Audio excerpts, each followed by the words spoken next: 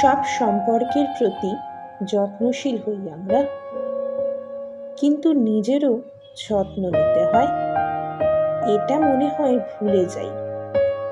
সময়ের সঙ্গে সঙ্গে নিজেদের ভালো লাগাগুলোই ভুলে যাই। তাই কিছুটা যত্ন নিজের নাও, নিজের ভালো লাগার।